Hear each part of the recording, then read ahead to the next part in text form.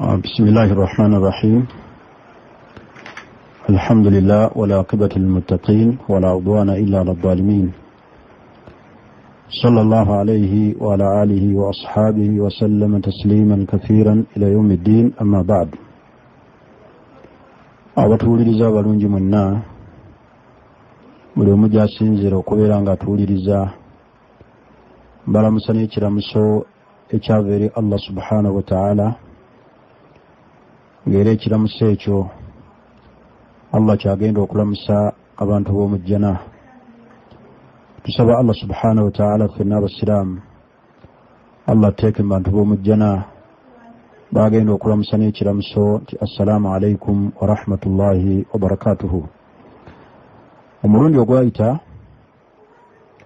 twali tunnyonnyola agamu ku mannya ga Allah subhanahu wa ta'ala, ne tutunuulira edduwa omuntu gy'akozesa mu kusaba Allah omukuumira ebyengera by'abaamuwadde n'obutamukyusiza mu mbeera yonna nkyamu, n'okubeera nga Allah subhanahu wa ta'ala tamugezesa. Twagamba nti edduwa eyo egamba nti Allahumma inni a'udhu bika min zawali ni'matika. Allahumma inni a'udhu bika min zawali ni'matika wa fujaati nikimatika wa jami'i sakhatika. Nabi Muhammadin sallallahu alaihi wasallam yatuyigiriza edduwa eyo omuddu gy'asoma Allah subhanahu wa ta'ala n'abeera ng'ebyengera Allah byamuwadde bwe biba birungi Allah asigale ng'abimukuumira. Abantu bangi Allah subhanahu wa ta'ala abagabirira. Oli n'omulaba nga mugagga mu myaka ebiri ate sente ne zimuvaako n'abonaabona n'abanga atabeerangako na ssente. Gw'obadde osuubira ali mu madaala aga waggulu ne bukya ku makya ng'ate afuuse omuntu ow'owansi. N'okubeera nga Allah subhanahu wa ta'ala atugezesa n'ebigezo eby'enjawulo, omuli endwadde, omuli obwavu, omuli buli kintu kyonna Allah kyasobola okubeera nti akugezesa nakyo. Olwaleero tugenda tunula erinnya lya Allah mu mannya ge Ad-Darru. Allah yatutuusaako obuzibu mu buli mbeera yonna. Abantu bangi tulemwa okumanya ani aleese obuzibu. Oluusi ne tulowoolereza mu mayembe, oli n'alowoolereza mu sitaani, oli n'alowooza bandoga, oli n'alowooza ebintu bingi, naye Ad-Darru aleeta obuzibu ye Allah yekka. Kyebulaba Nabbi Muhammadin sallallahu alaihi wasallam yatuyigiriza edduwa gye tusoma ku buli makya n'akawungeezi. Omuntu bw'aba agisomye Allah subhanahu wa ta'ala tamuleetera buzibu, aba yeetaddeko olukomera. Edduwa ega nti bisimillahi alladhi la yadurru ma ismihi shay'un fil ardi wala fis samaa wa huwa as-sami'ul alim. Nabbi Muhammadin sallallahu alaihi wasallam yagireetanga emirundi esatu ku makya n'olweggulo. Bisimillahi alladhi la yadurru ma ismihi shay'un fil ardi wala fis samaa wa huwa as-sami'ul alim.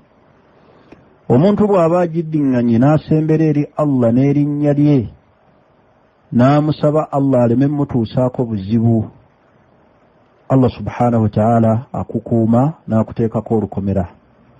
Kyebulaba omusomo gwaffe gugamba nti ihfadillaha yahfaduka, weekuumire ku Allah naawe Allah kuume. Kati mu mannya ga Allah mwe muli erinnya Ad-Darru, erinnya eddala An-Nafi'u. Allah yatuwa emigaso n'atuwa ebirungi.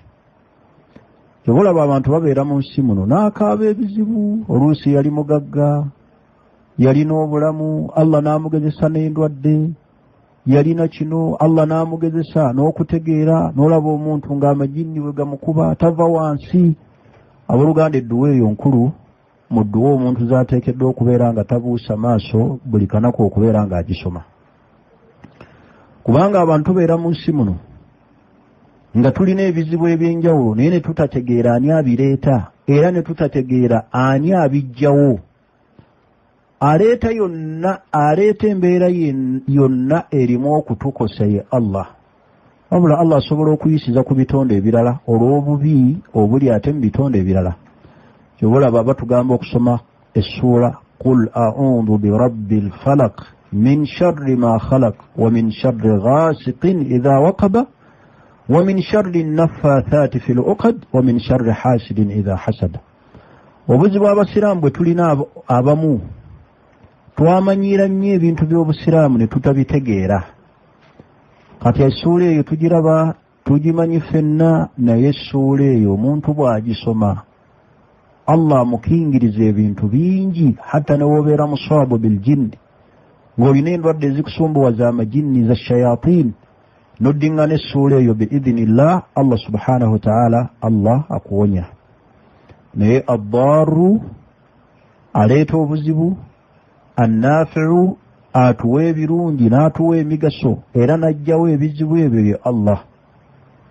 Kyava Nabbi sallallahu alaihi wasallam atuyigiriza edduwa eyega nti bismillahi alladhi la yadurru ma'a ismihi shay'un fil ardi wala fis samaa wa huwa as-sami'un 'alim. Tulabanga abantu Allah subhanahu wa ta'ala abateekako myengera ne batiba. Tunaabeera mugagga nga ssente azirina, tunaabeera nga alina obulamu bweyagala. Eyali omugagga ate ne bukya ku makya nga takyali mugagga, eyalina ssente nga zikendeera, eyalina emikisa gw'osuubira nti buli kyakwatako kirimu ebyenfuna kikendi. Waliwo ensonga, naye sooka otegeera oyo Allah subhanahu wa ta'ala yakutonda nti Allah yaleeta buli kintu kyonna. Kyoboolaba tubeera mu bulamu buno obw'ensi, abantu mu bulamu buno obw'ensi bawangaalira mu bitundu bina oba mu categories nnya. Ekisookera ddala al-huzn kwe kunakuwala. Osanga abantu bangi nga banakuwavu, alina ennaku ku mutima, oli n'atuuka n'ogga nti ennaku gye nnina teri agirina. Ekyo nakyo oba oyogedde ekigambo ekitali kirungi, kubanga abantu bangi balina ennaku, oluusi eyiyo weekoma ey'abalala weetandikira. Naye abantu mu bulamu buno obw'ensi abantu bawangaalira mu categories nnya. Kategori esookera ddala al-huzn kwe kunakuwala. Bantu bangi balina ennaku, bantu bangi balina ennaku ku mitima ebanyigiriza mu mbeera ez'enjawulo. Oluusi mabanja, oluusi bulwadde, oluusi kugezesebwa mu mbeera ez'enjawulo, oluusi ennaku eri mu maka, oluusi ennaku eri mu baana, oluusi ennaku eva mu famire, oluusi ennaku gy'olina ewangaalira mu mirimu mw'owangaalira mu ennaku mweva. Kaakati abantu bangi balina ennaku. Ekyokubiri alhammu, abantu bangi balina hammu, balina ebizibu eby'enjawulo. Osanga omuntu ng'alina ebizibu bimukutte nga by'amaanyi, ate abala balina hammu, balina kugamba omuntu awankawanka, atunuulira kyagenda okulya enkya, atunuulira omwaka ogujja agenda kubeera atya, alaba ali muziga aliguvaamu atya, alaba ezzadde liweze naye talina kye yakoze. Ekyokuna, abantu bawangaalira mu birooto kusuubira.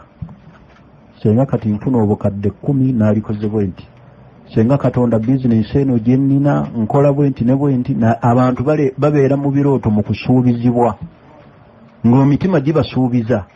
Senga nkola bwe nti n'alibadde bwe nti, bwe nfumbira omusajja bwe nti nja kuba bwe nti, bwe naagenda egindi e Dubai ne nkola ssente nja kubeera bwe nti, senga ngulayo akamotoka. Ebyo byonna birooto kusuubira. Abantu mwe bawangaalira. Bantu bawangaalira mu bintu bina. Ngambye ekisookera ddala al-huzn y'ennaku. Abantu bangi balina ennaku ku mitima. Ekirala, abantu bangi balina hammu, okuwankawanka. Olaba omuntu ng'awankawanka tamatira ekyo Allah kyakoze eki kyamuwadde. Ala balina hammu, balina kugamba okusuubira ne beeteekako ebizibu. Omuntu n'abeera ng'atunula mu myaka 2 agenda kuba atya, omwaka ogujja agenda kuwangaala atya, bwendi wano naafunawo kiki. N'ekirala, abantu bawangaalira mu kusuubira na kuloota. Bwe ngenda egindi ne nkola ssente zange mu myaka 2 nja kuba mugagga. senga nfumbirwa omusajja bwati ne bwati nja kuba bwe nti senga mbeera kino ne kino kuba omuntu abeera ng'asuubira by'atasobola kukola ki kutuukako naye ng'essuubi lyalina kati ogenda okulaba abantu bawankawanka kyobula abantu balina ennaku oluusi mabanja balina okuwankawanka olw'amabanja ge balina ennaku olw'ebizibu ebiva mu mbeera ezaki ez'enjawulo naye lumu nabbi muhammadin sallallahu alaihi wasallam yasanga omusajja yali mu basajja ba ansari yayitibwanga abu umama ng'atudde mu masjidi n'amugamba nti ma ajilasaka fil masjidi fi ghairi waqti ssola ki ekikutuuzizza mu masjidi mu kiseera kino ekitali kya ssola n'amugamba nti ya rasulallah duyunun ekintuuzizza mu masjidi muno nina amabanja wahammu nina n'okuwankawanka ku mutima nabbi sallallahu alaihi wasallam amugamba nti ala uallimuka bikalimatin nkuyigirizeeyo ebigambo nga bw'onooba obyogedde allah agenda kukumalira ebbanja akumalire n'ennaku eyo gy'olina n'amugamba nti bala ya rasulallah nabbi sallallahu alaihi wasallam amugamba nti idha asbahta wa idha amsayta bw'obukeesanga ku makya n'obuwungeeza amakulu n'osoma ebigambo bino ku makya n'akawungeezi allah agenda kukumalira ennaku eyo n'okuwankawanka n'amabanja agakuggirewo n'amugamba nti gambanga nti allahumma inni a'udhu bika min alhammi walhazan wa min alajiz walkasad wa ghalabati arrijal oba wa kahdi arrijal ekirala hadisi egamba waljubun kakati nabbi sallallahu alaihi wasallam ayigiriza sahaba oyo ebigambo ebyo olw'amabanja ge yali alina sahaba aga nti saddiŋŋana bigambo ebyo okuggyako nga allah yammalira nanzigirawo ennaku n'okuwankawanka kwe nali nnina olw'ebigambo ebyo allahumma inni a'udhu bika min alhammi walhazan wa min alajizi walkasal waljubun wa ghalabati arrijal hadisi paka gyekoma akati nekiraga nti omuntu senga asaba allah subhanahu wa ta'ala n'amwekingiriza ku linnya liri lye twaga erya allah addaru aleeta ebizibu ya allah yaleeta emitawaana atajjawo emizibu n'akugirawo ebizibu n'akuleetera ebirungi annafi'un huwa allah ya allah yekka naye ogenda okulaba abantu balina ennaku olw'amabanja ge balina oli nadduka ne mumaka oli n'aleka omukyala mu maka oli n'agenda mu nsi ez'ebweru olw'amabanja gakola ki gaalina olw'ennaku gyawulira ku mutima empitirivu abantu oluusi twereetera ebizibu ne tuwankawanka kulowooza ky'otannaba kufuna ekiri mu maaso kyova olaba omuntu kirungi abeere ng'alowooza ku ekyo ky'alina naye ogenda okulaba ennaku y'omuntu alowooza omwaka gwa 2019 aliba ati gw'otannaba kutuukamu olowooza gwaki ate abantu abamu bagenda ne basuubira nti balina ebizibu biyitirivu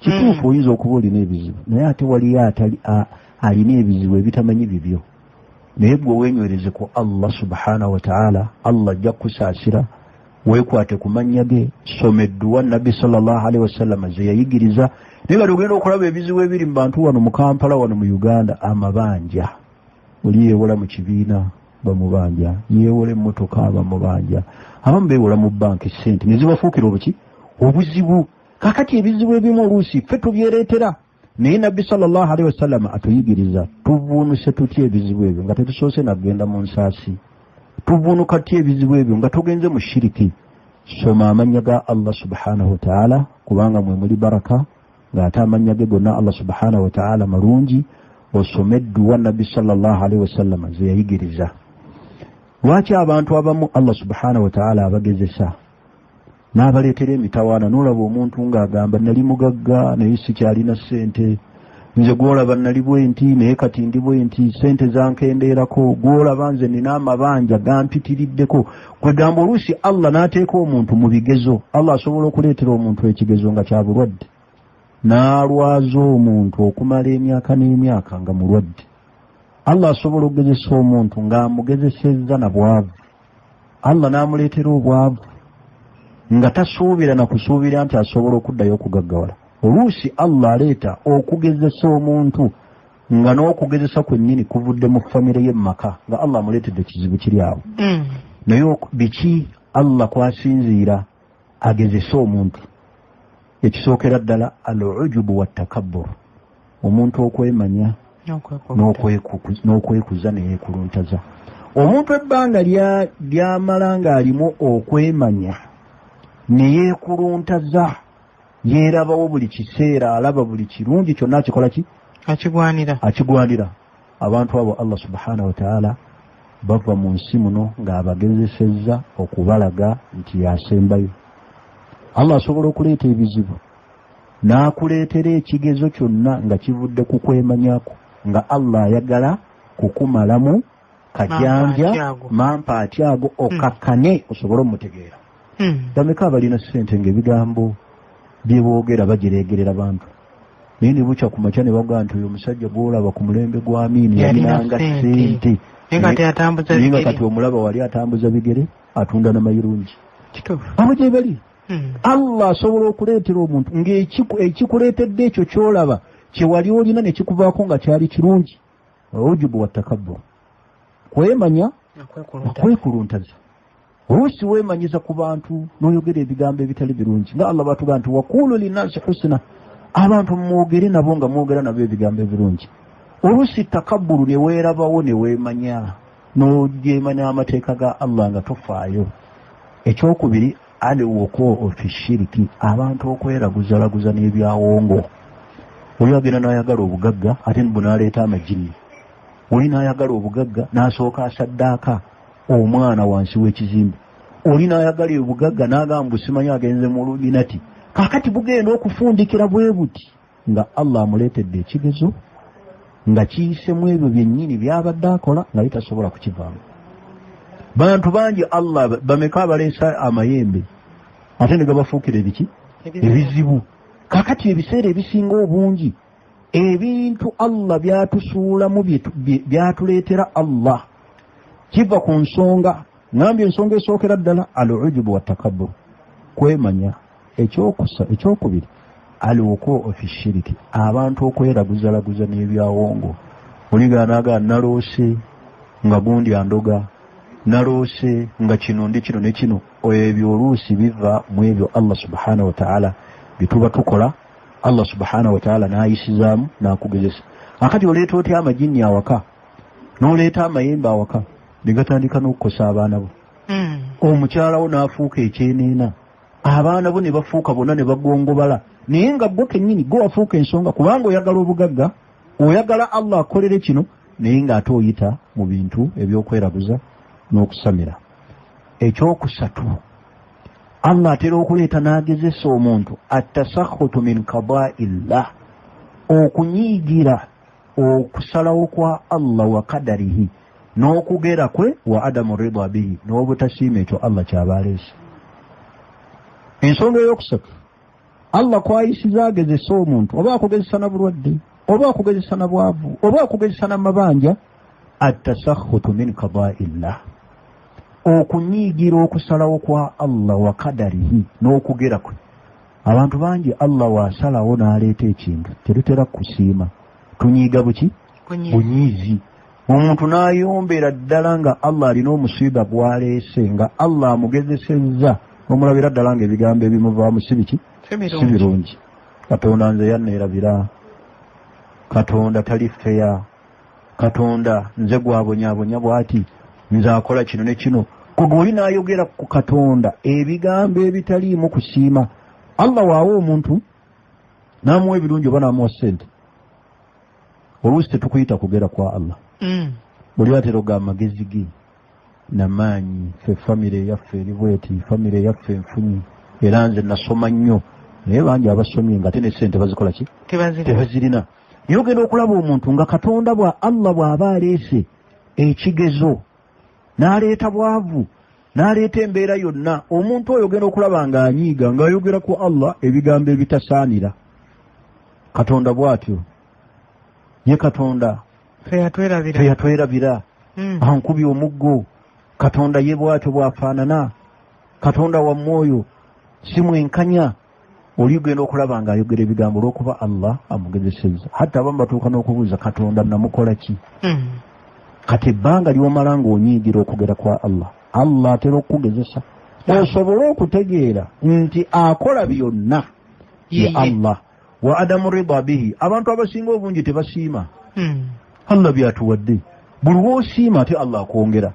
Kyava Allah subhanahu wa ta'ala atugamba mu Qur'ani ekitiibwa la in shakartum bwe munaaba munneebazizza la azidannakum nja kubongera ddala Allah tusiimye atwongere tukaaba nnyo nga Allah atugezesezza era bw'obeera n'ekigezo ogenda opaapaala n'obuulira buli omu katonda yangezesa naye ate Allah bw'aba yakuwa ate tosobola kumwebaza Allah hata omusiraamu ayinza n'omugaa nti waayoko ku ssente mu masigidi nazikukupira bw'ati naawe era sisobola kuwaayo bwezimala omugwamu abawuliriza mwenna gye musinzira okutuwuliriza kambe nga muli mu nsi z'ebweru tudduukirire okuzimba masigidi eyeeka abasanda omuntu aweeyo kyalina ejjana Allah agikusembereza mu maaso go olwa hadisi ya nabbi Muhammad sallallahu alaihi wasallam yaga nti man bana lillahi masjida omuntu bw'azimba ku lwa Allah omuzikiti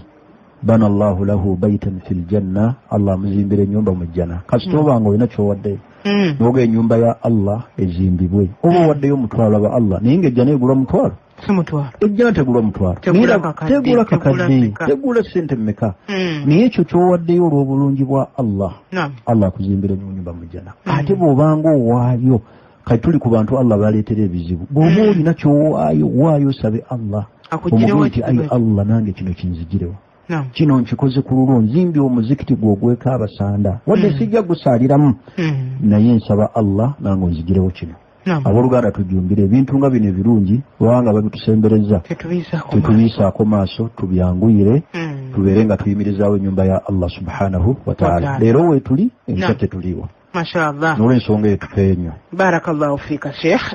Mukadde wange awuliriza omulungi kugamba nti essimu zeezo kwogenda okubeera nti oteeka noti 7 noti 6 7 mu nyankaga 7 ne ku noti 7 3 2 mu nyankaga 8 5 mu nya tuteekeko ssente tuzimbe masjidi eyeeka abasanda nga bw'owulidde. Mukadde waffe nsaba okudda gy'oli tweyongereyo ku mulamwa gwaffe.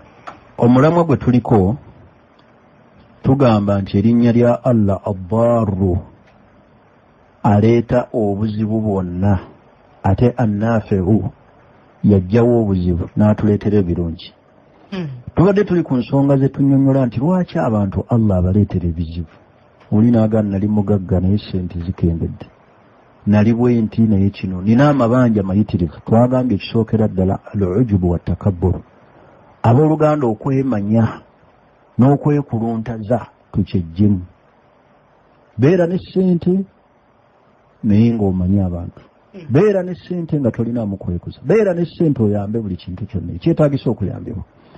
Ensonga ey'okubiri alowoko fi shiriki, abantu okugwa mu kweraguza ne bagwa mu shiriki. Kweraguzalaguza, oli n'aleeta amajini mbu yagajja Tanzania, oli n'aleeta amayimbe mbu yagajja n'agaleeta mu nnyumba ng'ayagala bya bugagga. Abakyala bangi bali eyo aleeta eddagala n'alitega awaka limuleetera kwagala musajja. Allah agenda okufundikira nga byaguddemu biki nga byaguddemu bingi. Tubadde tuli ku nsonga ey'okusatu ega nti at-tasakhutu min qada'illah, omuntu okunyiigira okusalawo kwa Allah. Allah bw'abanga alina kyasazeewo n'agera asiima. Nabi sallallahu alaihi wasallam atuyigiriza n'agamba nti omuntu Allah bw'amuleetera ekimunakuwaza ku mutima ekitali kirungi agambe nga nti alhamdulillah ala kulli hali. Ate bw'aleeta Allah n'akuleetera ekirungi okumwebaza gaa nti alhamdulillah alladhi bi ni'matihi tatimmu salihati. Allah ajja kwongera nga bw'atugee nti wala in shakartum, bwe munaaba munneebazizza la azidannakum, nja kubongera. N'olw'ensonga eyo abooluganda tusale tubeere bantu abeebaza Allah ng'atuwadde ebirungi. Kola ebirungi, zimba emizikiti, yamba abanaku, baako byoyamba ebitambuza obusiraamu bugende bugende mu maaso. Ensonga ey'okuna alwuquu fil maasi bila tawba, omuntu ogwanga mu mazambi nga teyeenenya. Kati bw'oyagala Allah akugirewo ebizibu naye ate tosaala. Oyagala Allah akugirewo ebizibu tomanyi na kusoma Qur'an. Oyagala Allah akugirewo ebizibu ate ofuuwa emmindi. Oyagala Allah akugirewo ebizibu ate ologa, olina by'okola ebikyamu ate tobikola ki? Tobyenenya. Bannaaye tulemenga kugwa mu mazambi nga tetwenenya. Ku mazambi ogwo ge tugwamu ne tutageenenya, Allah ayisizaako ebizibu bingi. Allah n'aleeta ekigezo kyakuleetedde n'akuleetera obwavu ng'akukangavvula olw'ezzambi lye wakola ki? Lye wagwamu lye wakola. abamu batta bantu abamu batta baana babajja baabwe olina tta munno olw'okuba mujje n'amuyira asidi n'obonyaabonya omuntu ate n'osuubira nti naawe Allah oyagala akuwa ebirungi kaakati ebbanga ly'omala ng'ogwa mu mazambi nga teweenenya buli zambi lyonna ly'omanyi bw'oba osobodde oligwamu Allah n'akugezesa n'oligwamu weenenya eri Allah otegeere nti Allah ye mutonzi. Ekyokutaano alhikida ala nnaasi omuntu okubeera n'obukukuuzi ku mutima n'abeera n'obukukuuzi obutaagaliza olina omutima omubi muno waafuna n'ozimba omutima mukiito olwaleero kumera kasajja olina omutima n'awulira nga munegujula kwabika kakati gwe ate Allah n'akuwa atya olw'ensonga eyo obukukuuzi ku mutima omutima gwo gubeere mwanjulukufu munno bw'afuna ekirungi musabire bwe tolabanga buli wosabira omuntu n'ogaa nti ayi Allah ajja tehawe oyo Allah muwe ebirungi nga bamalayika bakuddamu nti naawe Allah akuwe ebirungi nga by'osabidde oli naye ffe tukikola oli waga nti gundi akola ku leediyo akolayo atya oyagala kumulwanyisa kumulemesa ogenda okulaba omuntu aleeta amatala agategaatega ku nyumba y'omuntu waayita amutegaatega ebintu amukolera enkwe kakati ebbanga ly'olamala ng'olina hikid uli ku mutima gwo naawe Allah ajja kuleetera ebizibu. Ekyomukaaga alhasadu ala nnaasi okwatibwa abantu ensaalwa ku ebyo Allah by'aba abawadde. Abooluganda tweggyemu ensaalwa mbi ensaalwa omuntu bw'abeera nayo Allah tamuwa omuntu bw'abeera n'ensaalwa naawe Allah kukucobola. Nabbi sallallahu alaihi wasallam yagaa nti la rahata lihasuudi omuntu yenna alina ensaalwa taba na mirembe. Ate ensaalwa esinga kusa nnyiniyo bwekiri kuba kati omuntu asobola okukola ku muntu ensaalwa ng'omusajja takulinako tabimanyi nako yeetambulira naye nga gwe olyawo omutima gufa ye nga takumanyi nakukumanya kasajja ako kantama kakazi ako kantama muntu oyo yantama nga ye takulinako. Kyova olaba Allah yagamba mu Qur'ani y'ekitiibwa mu suratul Falaq Allah yagamba nti qul a'udhu birabbil falaq min sharri ma khalaq ومن شر غاسق إذا وقب ومن شر النفاثات في العقد ومن شر حاسد إذا حسد. كهولا الله يريد آية بيري نازلي ناني سيغانيا مكفو كيمو آية eraga okugamba Allah tukingirize eddogo weyamala Allah n'aleeta aya etugamba twekingirize ensaalwa. Manyi ne bagaa nti Allah okuleeta aya ezo bbiri nga zirinaaniganye omulogo n'ow'ensaalwa bali ku ddaala limu. Daba Allah bw'addira omulogo n'amwenkanyankanya naki n'ow'ensaalwa. Kakati abooluganda ensaalwa gyeggyemu mu mutima bw'oba oyagala Allah akuggyirewo ebizibu. Ky'oba olaba ensaalwa okumanya mbi ly'ezzambi eryasooka okujeemera Allah mu ggulu. Ibliisi yakwatibwa Adamu ensaalwa. Allah n'amugoba ne mu kusaasira kwe n'amugoba n'amugamba nti fakhruj fa innaka rajiim olina mukolimire lwa nsaalwa. Ate kuno ku nsi era ly'ezzambi eryasooka okujeemerwa Allah kuno ku nsi yali nsaalwa. Kabiru yatta muganda we Habiru. Bombi baana ba Adamu. Kabiru natta muganda we Habiru lwa nsaalwa. Akati n'olw'ensonga eyo weggyemu ensaalwa mbi ekulyako ebirungi Allah ate n'akugezesa n'akuleetera ebizibu. Akati n'olw'ensonga eyo tetwagala twebuuze lwaki nina ebizibu lwaki nina bino sooka weekyekinge ku bintu ebifaanaganako bwe bityo. N'olw'ensonga eyo kyenjagala okusembyayo ku nsonga ezituleetera Allah subhanahu wa ta'ala okutuleetera ebizibu mu nsi muno al-i'raadu an dhikrillah okuva ku kujjukira Allah.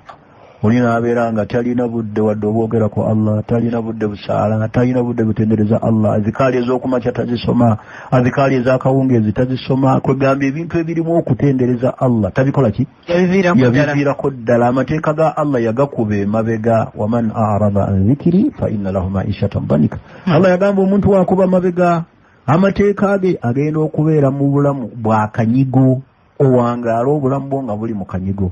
Omulundi ogujja nja kwongereza ku nsonga zino n'okutuwa eddagala tukuze tutya okweggyako ensaalwa n'obukukuzi obutubeera ku mitima kubanga mu mannya ga Allah abbaru Allah yatuleetera emitawaana naye oluusi giyita ku bintu byetukola ffe kennyini nga Allah abireese akukangavule akumalemu olugezigezi olwo otegeera omutonzi yakukola ki eyakutonda. Olwaleero tubadde ku linnya lya Allah Abbaaru n'erinnya lye Annaafi'u nga yatuleetera ebirungi yatuleetera emigaso buli kirungi kyonna Allah yakikola ki yakituwa. Naam kisookera ddala kansooke noono asembyeyo bamuleetera ebintu ne babisuula waakolera. Edduwa gye nasookeddeko ddala yedduwa eyo etangira omuntu ne we liba ttalo oli alikuteze ne we biba biki by'oba osoma. Bisimillahi allazi la yadurru maa ismihi shay'un fil ardi wala fis samaa wa huwa as-sami'ul alim. Giddingana emirundi esatu ku makya n'akawungeezi. Bw'olaba abisaddewo awo bisimillahi allazi la yadurru maa ismihi shay'un fil ardi wala fis samaa wa huwa as-sami'ul alim. Totya na kubikwatako. Kasita osomedduwa eyo somedduwa eyo ne bw'oba ogisomedde mu mazzi n'ogafukiraawo n'obifukiraawo bye bagize n'osuula eri tebisobola nakukosa. Bisimillahi allazi la yadurru maa ismihi shay'un. Nze kikulu nakakasa nti nabbi talimba nenkakasa nti Allah gyali. Kakati n'olw'ensonga eyo kozesa edduwa eyo Allah subhanahu wa ta'ala akusaasire. Owookubiri edduwa eri gy'asomye edduwa teriiyo wabula obutuufu bwayo egamba nti rabbi inni massani yadurru wa anta rabbi anni massani yadurru wa anta arhamur rahimin. Naye biri ebyeyongeddeko ebyo si biki. Edduwa eyo nabbi Ayubu yagikozesa Allah bwe yamugezesa n'obulwadde emyaka 18 gye yasoma Allah n'amutaasa rabbi inni massani yadurru wa anta arhamur rahimin. Basi Allah n'amukola ki n'amusaasira n'amusuusa. Ndowooza nti oli alina ebisulo bimusula ku liiso ne mu bitundu bye ebirala ekisulo ekyo biramulwa bitya bituufu oba nedda? Ekisookera ddala omusiraamu teyeeraguza. Eriiso kuliko ekisulo ngenda kufuna ssente, ngenda kufuna mugenyi, ngalozi kusiiwa ngenda kufuna ssente. Nakoze kino omusiraamu teyeeraguza n'ebyo wadde okwera oli mukwata mmere simanyi ogizo omuno ne gwesimba omugenyi agenda kujja ebyo byonna tebikola ki tebiriiyo tebikkirizibwa. Omuntu teyeeraguza na bintu bifaanaganako bwe bityo. Kati n'olw'ensonga eyo tubikole ki tubeere nga tubyewala tusobole okubeera nti omuntu atuuka mu maaso ga Allah nga Allah amukoze eki nga Allah amusiimye. Teweeraguza hatta kabibe binyonyi ndabye kinnamunyenye nawulidde ekiwuggulu nga kikaaba ekiro ebyo byonna tebikkirizibwa. Kati edduwa eri ey'eddogo ow'edduwa yagisabye yedduwa ega nti bisimillahi allazi la yadurru maa ismihi shay'un fil ardi wala fis samaa wa huwa as-sami'un alim. Gisome emirundi esatu ku makya n'akawungezi. Waliwo n'edduwa endala abantu bagibuuza nnyo. Omuntu gy'asoma Allah amukuumira ebiki ebyengera bye aleme kumugezesa. Yedduwa ega nti Allahumma inni a'udhu bika min zawali ni'matika wa tahawuli afiyatika wa fujaati nikimatika wa jamii sakhatika. Edduwa ezo muzeekwateko nnyo. Ndowooza ebibuuzo by'abantu owa stress. Stress edduwa njogedde Nabbi sallallahu yasanga omusajja masjid ng'alina ennaku stress alina ebizibu n'amuyigiriza ebyo n'aga nti Allahumma inni a'udhu bika min alhammi walhazan wa min alajizi walkasali walbukhli wa ghalabati arrijal. Duwe ejja kumalako stress ekumalire. Niwe osoma essula yonna mu Qur'ani kuba alam nashraha laka sadraka wa wada'na anka wizraka wa rafa'na. Qur'ani yonna hatta ne dhikri zonna okutendereza Allah kikujjako stress. Ala bi dhikrillah tatma'innul qulub. Mutendereza Allah atabenkeza emitima gyammwe.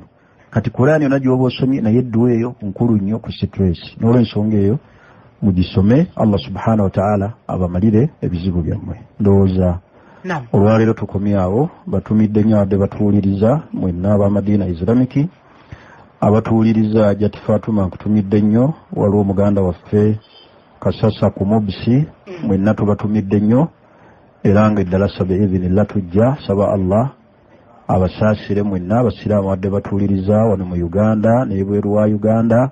Allah abamalire ebizibu byammwe mwenna mwekuumire ku Allah ajja kubakuuma.